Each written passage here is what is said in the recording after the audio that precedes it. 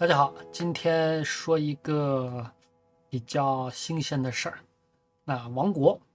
这个呢是奈飞推出的韩式僵尸电视剧。那么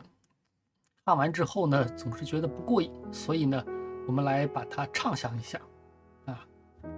首先呢，这个剧呢是2019年首播啊，它的这个背景词很标准啊，很朝鲜啊，在一个充斥着贪腐和饥荒的王国中，关于国王死亡的神秘传闻沸沸扬扬啊，从中呢引出一个生死草这么一个特殊物种，在极寒地带生长的。那么它呢可以制造人工僵尸啊，接着就是把政治民族阶级还有这种古典主义的这个生物技术混杂在一起，变成了一个网剧很知名的网剧。第一季呢是刚刚开篇，第一季一共才6集基本上就是说他的这个丞相，他那个官职叫啥还忘了学中国明朝的官职的丞相呢是为了让他这个他家族推出的那个叫啥来着，王后吧，当时是叫王后让他这个还没足月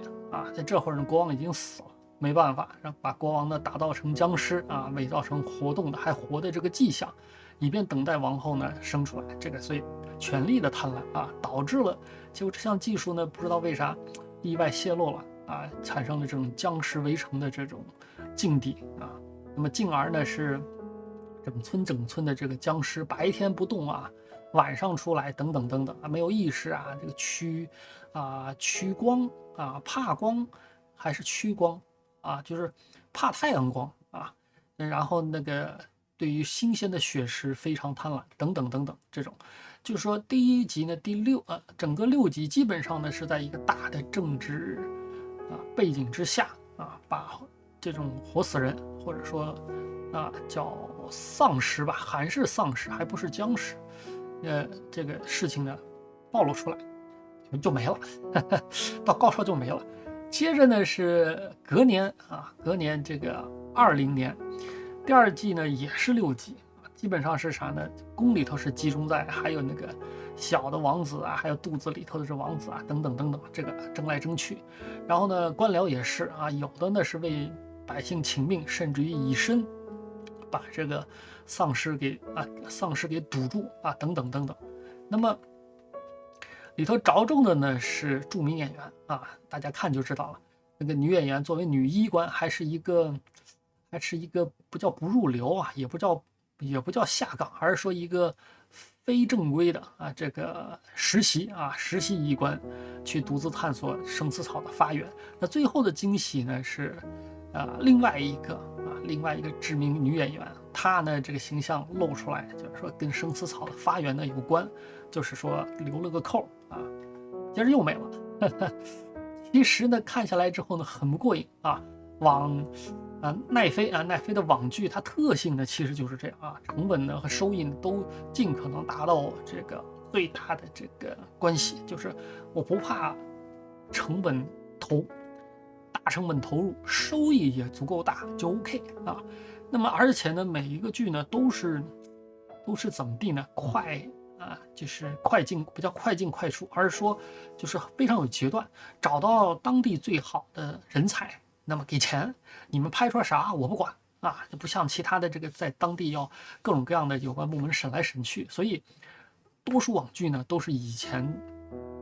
甚至于很久很久之前就已经立项了，但是不敢拍或者说不准拍等等等等。现在呢奈飞进来哗嚓一下就上来了，所以自带话题传播。那么订阅者呢也愿意反复观看所以必须不尽兴，以便大家继续期待。当然这个王国它已经出了一个衍生剧，接着呢第3季呢也预定了，但是19年20年这已经23年了，3年过去了，每次回想它这个总觉得好像哪里就是哪里有不对，总觉得不应该这样所以如果假设呢假设由我来编剧，首先得要一个版权声明我呢是 Zoom 快的网名 Zoom 快的，这个社区里称号叫大妈。以下创想呢是我原创，那么但是采用 CC 协议可以商用化，但是呢，希望也同样用 CC 的这个协议共享出来。其实呢，想一想，它这个丧尸也好，僵尸也好，为什么在影视剧突然流行起来呢？应该说啊，就是这两种情绪的深度纠缠，一个是对死亡的巨大好奇，死后的世界到底是什么样？所有国家民族历史上都对死后的世界进行了各种各样的构思和这个技术啊。当然，这个是有私人的、有民族的、有国家的啊，甚至于还有整个宗教掺和。那个对于死后世界的个描述，单单看这个那个叫细节啊，哪个民族充分就知道哪个民族的想象能力谁高谁低了啊。以及对死亡的强烈抗拒。虽然大家都是向死而生，一生出来就是向着衰老而去，人终有一死，但是人这么聪明，他就是不信命，所以好奇和抗拒这纠缠在一起，就导致对于死亡啊，这个爱情。还有战争啊，当然现在战争不容易发生了，多数情况下是跟人工智能的这个潜在战胜，也就是机器人啊 ，S 机，这个也有一个系列啊，知名网剧也是奈飞投资的 S 机啊，这个系列啊，我们中文翻译 S 机，这个英文是啊 Love, Death and Robot 啊，那么死亡呢就变成一个非常又宏大又细节又可以创新的一个话题了。那么真的回头去看一看啊，这个理性推理一下，再重新开始设想这一个韩式僵尸的故事应该怎么发展，更有趣，这个就比较容易畅想了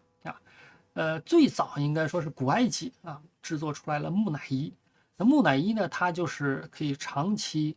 保存的尸体。那这个尸体呢，就是经过千年被人挖掘出来，几千年啊，将近6000年之后，挖掘出来之后呢，形状恐怖啊，当然而且呢，这个数量庞大，所以一直是有木乃伊复活以及相关的传说和电影。当然，木乃伊刚一开始一直当药材来用，差点吃没了。那么西方的话，它的僵尸什么 zombie 啊，是吧？它是来自于海地巫毒教的炼尸术啊，这个是把死尸把它炼成就是炼尸啊，让这个死尸可以从坟墓里头爬起来啊，为自己干一些事儿啊。那么它再结合吸血鬼，这是东欧民间传说。那这两个结合起来之后呢啊，在一次叫一个桌面 RPC 游戏，是当年黑暗世界里头呢，综合以上的传说，他拿这个吸血鬼啊和这个设定故事，在这个桌面游戏当中呢进行了一次完备。就以往吸血鬼呢只是传说，某某某血给吸光了，但是在这个黑暗世界这游戏里头呢，把吸血鬼的氏族啊关系，他的初拥啊，还有这个初拥之后的这个活死人啊，这个还以及吸血鬼。它不能繁殖，它是靠这个初拥或者说传递精血来进行这个叫扩大种群的，所以它有一个代数的差别就是1代、2代、3代，所以这个叫初始的这个始祖是最厉害的，还有等等内部的戒律啊等等，全自来自于这个游戏。实际上啊，那么僵尸啊，实际上是还有很大一块呢，是病毒引发的。影像化之后啊，这是68年最早，好像是活死人黎明触发了这一个叫丧尸这么一个门类。那02年开始的生化危机这个系列呢，应该是最知名的啊。它呢是由T 病毒在小熊镇引发的，一直拍了多少集？拍了7集还是8集？反正终章是在14年之后结束，因为这个演员实在演不下去了哈。行尸走肉呢是10年的一个连续剧，它呢是一直到2021年整整11集啊，这个可以说是现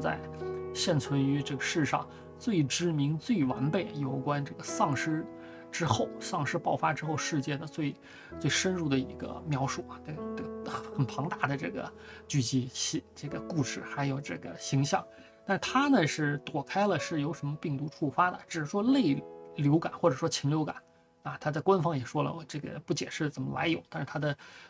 网友们根据他的各种各样迹象的推理出来是像流感一样的。那么还有呢是僵尸国度，僵尸国度是2014年是 ZN1 病毒，到2018年就是5G 就终了了。那除了病毒这个人造病毒之外，还有生物引发的，比如说异种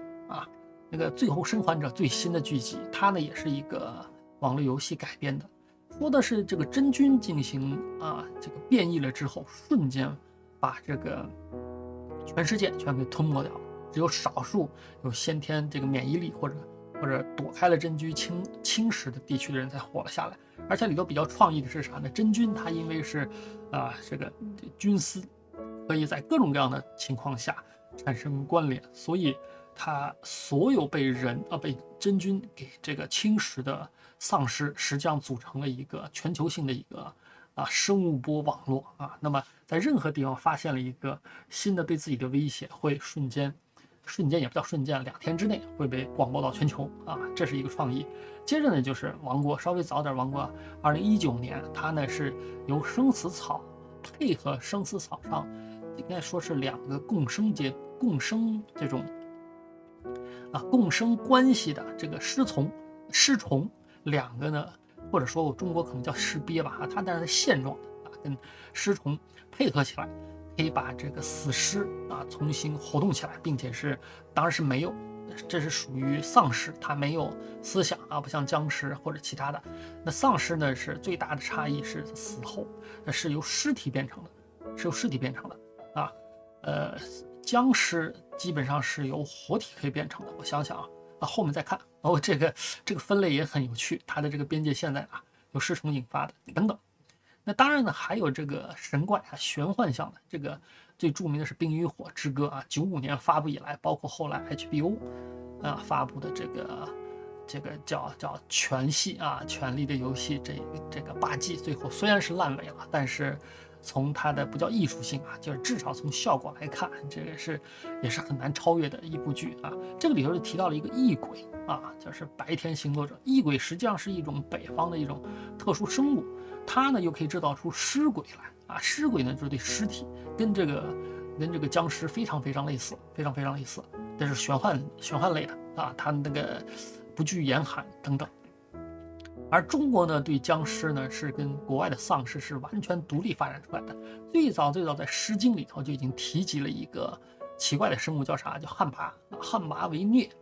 如弹如焚。那么叫《夷坚志》里头，刘子昂就提及了，他呢是寻找鬼妾的尸体的时候呢，利用僵尸吸水这特性，在地上泼水，看哪个地方吸水比较快，从下头挖掘找到它。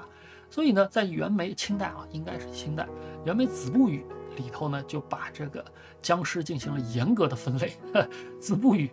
实际上是孔子的这个口头禅嘛或者说他弟子认为的口头禅，子不语怪力乱神。所以这个《子不语》这部书就是把各种各样怪力乱神的现象进行了综合性的讨论。那他分了这么几个级别，最低级的是死僵，就刚死之后不久的这个僵尸，基本上没啥能力。白僵就是尸体呈白色，紫色褪去，开始妖化的时候但是它白色呢虽然能够行动，但什么都怕，连人都怕，都躲着。到了绿僵，就是它已经能够散发出湿气，而且呢它这个已经是身体转为绿色，怕光但是已经开始这个力大无穷的一种了。那么到了毛僵尸体上重新长出毛发铁皮铜骨，这个基本上就已经可以横行这个叫祸害人间了。再到飞僵，这就不得了，飞僵呢是毛僵，它这个叫恢复了灵智之后开始这个潜心修炼，1000年以上就会已经可以使用法术，那么可以飞行的这个僵尸，一般道士都无法将其降服。这个其实已经是转生为这个妖了。当然还有一些呢，什么游尸浮尸不化骨。不化骨的意思就是说，某些尸体它都烂掉了，但是其中有这么一块骨头，具体哪块骨头不一定，但这块骨头呢，就是不会腐烂，有点像啥呢？高僧的那个舍利但是这是常人，他是因为一些中毒怨念等等，把他的这个湿气给聚集在某一块骨头上，让这块骨头反而成了一个独立可以继续往下进化的这个事物啊。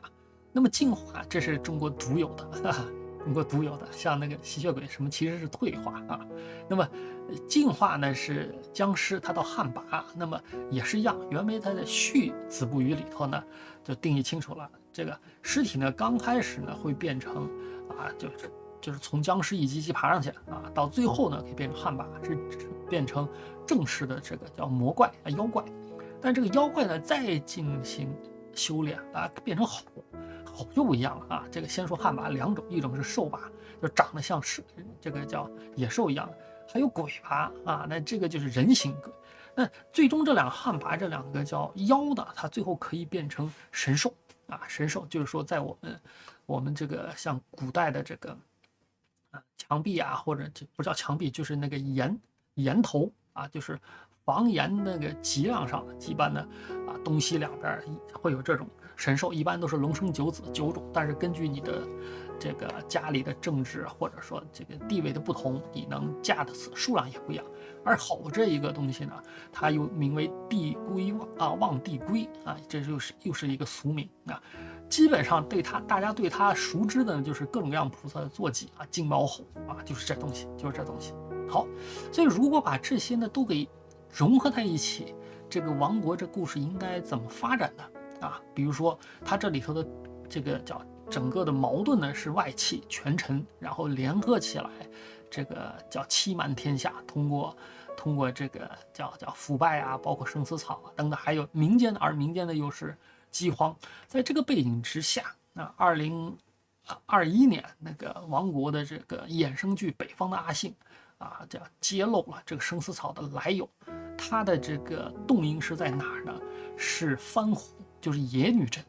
啊。就女真实际上分生熟两种啊。这个生女真或者野女真呢，有一部被他的其他的部落赶出来啊，赶出这个中国地界。然后呢，朝鲜呢那会儿他又不让他进，所以他就在两国边界游荡啊，以求这个叫接纳。所以呢，他叫番胡，或者是他们只能住在城墙外头下的，根本不能进城。那么里头的阿信呢，是一个比较聪明啊，有上进心的这个番胡啊，他呢是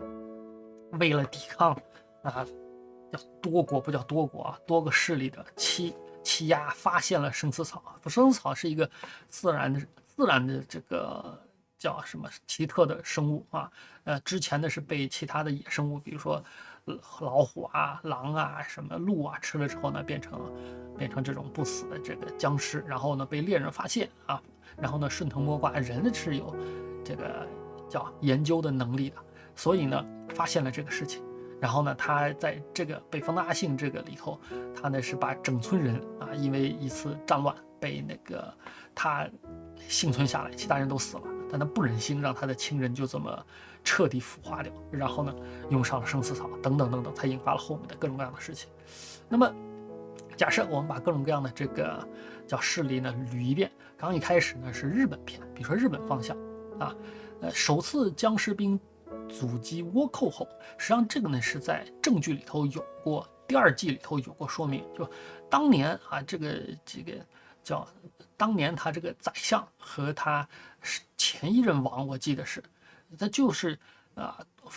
在临时把一个村的这个村民吧变成了僵尸兵之后呢，阻挡了日本倭寇流寇的这个入侵。这件事儿当时算了了，就是把这事儿了之后呢，全部烧毁了，烧成灰了啊。那么既然这个历史上像日本、朝鲜两方都接触过这个技术，那么假设后来呢，大阪行商啊救助了番胡，就是这个野女真，那么获得了生死草技术，那他呢没在朝鲜大陆上折腾，带回去，由这个伊贺忍者啊将朝鲜族农民转化为僵尸兵，四处征战。就是日本实际上有一定比例的这个朝鲜族一直在境内生活，那这个技术来自于朝鲜，那么他们也就比较黑心的直接把全境的朝鲜族农民转化成僵尸进行征战。那么一直延续到后来啊，随着黑船事件他们在这个本土留不住了，那么拿着密令远渡巴西，开辟了神道国。之后呢，又还有了后续。那这个奈飞的网剧也好，一定要留下扣，以后会继续发展。那日本呢，就是技术带回去怎么用以及后来又怎么远渡巴西，这至少能拍2季的吧。那么女真篇北方的阿信，他还是一样，那四处求助，为了求归藩，因为这个朝鲜太小，又被欺诈了这么好几代人了，这个已经不信任了，所以呢，重新把这门也算技术吧这个献回明朝，以想入关。可这个时候明朝正在跟女真在征战呢征战呢这个努尔哈赤对吧？这个清朝大清立国的时候，那这个时候明朝拿到这个技术呢，立刻结合三宝太监郑和从非洲带回的巫术，完成大规模的军事化。军事化是什么意思呢？就是说之前的僵尸吧，它就是完全是靠血肉，就是它本能性的，因为它其实控制它已经是虫子了它不是人的这个大脑嘛，靠血肉。那么 OK， 那非洲的僵尸这个巫术呢对这个虫子有另外的这个方法，包括我们本来云南对吧？云南那个叫蛊，对，那个驱蛊术包括那个就是养虫术、驱虫术更厉害。那这个结合起来完成军事化是肯定没问题的，特别是当时战场上这么多尸体。好，那么英兵，那么把这些军事化出来的这个僵尸，又听指挥的僵尸成为英兵。英兵呢抗清这个局部胜利，赢得了空间，然后大明的这个叫最后的太子，那个时候他不是崖州吗？整个就是最后一个忠臣和一大群这个贵族跳海死了，从此再没大明。可实际上，如果当时来得及抗住，他把船准备好，这是能逃得走的。所以呢，外迁东南亚。清国呢，这个在上面吃了亏，又知道这回事情，那他把军事化的英兵呢统治搜罗起来，这个叫把整个朝鲜扫平这样的话，这件事情的发源地就了了这个王国就了了，开始这个全球的这个故事蔓延。那女真篇这一块至少也两季吧，你要是拍得快点，8集1季也行那么大明到了东南亚，实际上呢后来是有这个迹象的，比如说这个南方共和国，但是现在呢变成大明南方共和国，正统大明南方共和国那么为了求反击，其实加速规划是什么意思呢？就是对当地的野人，包括土著呢，进行这个招安。不招安的呢，有军事化的英兵扫荡雨林你在里头躲不了。然后呢，把体制化的这个英兵变成这个可以听话的这个鬼工完了变成动力，因为他现在就是说他已经由虫子消耗你的这个叫肉体，它可以变成啥？只要是在你肉体的能量或者说那个整个机体还能动的之前，它几乎跟涌动一样。那一个人不说1马力了吧？我一个人0.1马力，那10个人也是10马力，那他又不消耗这个粮食，什么都不消耗你就直接可以干活。那这个变成叫什么来着？这个叫鬼力鬼力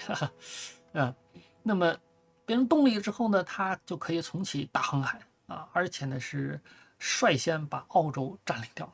那澳洲上面最大的资源是什么呢？就是袋鼠袋鼠这东西吃草对吧？然后呢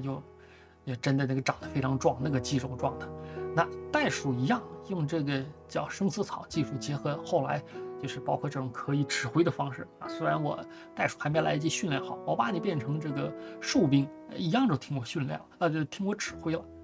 那这样的话兽兵又被制造出来。那这一篇叫什么来着？通过充分就是把这个生死草的僵尸技术应用在一个国家发展的方方面面，这个来一季也不过分吧。接着呢是亚洲，开始冲出亚洲了，西进的原因呢是什么呢？是东印度公司的进攻。就说这个时候刚好是荷兰东印度公司和英国东印度公司在印度洋的这个争权夺利。那么荷兰呢现在示威，因为之前打就是海战打败了，所以荷兰的请求合作，并且呢提供了他们从非洲批量运过来的这黑奴然后呢以供打叫南方共和国这个继续英兵化。那么在斯里兰卡的会战呢，顺便还救了穆罕默德的长方长孙。假设那么这样的话，那么南方加斯里兰卡加荷兰结盟在史称麦加轴心，因为是在麦加圣城结的盟那么经过大家的讨论，想把这个不叫越来越邪恶、越来越贪婪的这个英国以及法国、德国什么等等的东印度公司，那会儿东印度公司是一大堆拒之于门外，最好的方法是什么呢？苏伊士运河打通就是因为伊斯兰嘛，伊斯兰世界穆罕默德他是这个伊斯兰世界这个就是好多国家的这个不叫总酋长，那应该叫总什么总圣者还是怎么地，忘了总之，那么南方共和国和伊斯兰结盟，那么再包括一个飞地荷兰的一个远地儿的这么一个结盟，那么他们共同智者非常多，研究了地理之后呢，开始启动把这个属于苏伊士运河打通。那么以什么呢？以这个前4次还是3次十字军东征，他们留下来的这个战俘为原料铺上去，这个可以就跟现在的机器人一样，不眠不休，骑乘24小时开始挖那么接着下来，这来1季或者2季12季不过分吧？那然后呢是欧洲篇。欧洲篇就是在苏伊士运河开通第10年，英国们英国等国家受不了了，因为丝绸之路之前呢，它要么走陆运走陆路，就是我们那个丝绸之路，从那个甘州、苏州从那沙漠进来，那个路途遥远，运货量又低。另外一个就是绕这个非洲，绕非洲的合恩角吧，还是哪个角？就是绕整个非洲大陆，然后呢运香料香料和这个叫丝绸回这个欧洲赚钱欧洲出来好像也就只能运点鸦片，其他啥也没得卖的这真的就是过来生抢是这样的。那这苏伊士运河一开 ，OK 好吧，那么这个麦加轴心国可以直接把货从地中海铺过去，那就没英国什么份儿了，对吧？所以，但是这一次大战经过10年，不是10年，开通第10年，那开通至少也要10年吧？那我们也别把这个鬼力想的那么无限就20年过去了，那么大清呢又没打出来，大明之前它的这个叫文化核心，或者说它的这些高智商人群都留下来了留下来。那么20年研究，那个这种英兵它又不需要氧气发明了这个叫远程控制的方式，于是鬼力潜水艇出现史称第一次僵尸大战。这一次呢是差点把这个欧洲推平了最后是靠啥呢？是靠德国的坦克，德国和英国联合研制坦克才在这个吸血鬼的指挥下将挡住了这个麦加轴心的进攻。所以第一次巴黎和会呢，大家干了什么事情呢？英国是彻底失势了，所以英国还有这个法国等等，他们在新大陆就是美洲的殖民地呢被瓜分。那接下来留的一个扣是什么呢？就是西伯利亚冻土带出现了僵尸那么开始美洲篇的征战，这留扣。那这个欧洲篇你想想，这个好几次大战，这2季12集也不过分吧？美洲篇呢则是异鬼的出现，那它的出发原点呢是我们茅山正一教它的海参崴总坛意外结合生死草和吸血鬼的精血因为吸血鬼作为一个在我们来看完全是妖怪的东西但是它在西方呢居然还有爵位，所以呢是这个在西伯利亚海参崴那里抓着几个研究不过分吧？那过程当中呢，肯定会这个大家知道，这个医学的这个发展包括道教化学的发展，其实很残酷的。你的这个脑洞一开，做一个实验，真的不知道会发生什么事情。所以，如果意外的把生死草和吸血鬼精血这个